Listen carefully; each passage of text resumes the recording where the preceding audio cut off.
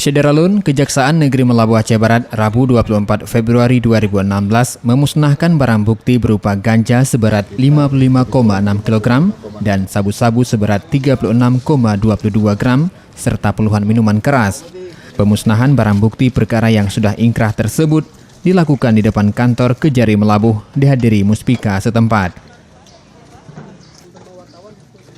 Terdiri dari perkara narkotika jenis ganja sebanyak 55.661,42 gram. Sabu ada sebanyak 36,22 gram. Ini terdiri dari 37 kasus. Kemudian perkara jinayah Komar ya, sebanyak 1 perkara, barang buktinya minuman keras. Ada 4 kardus begitu. 40. Ya, 4 kardus. Semua pelakunya sudah dihukum, sedang menjalani hukuman. Dari Melabuh, Rizwan, Serambi On TV.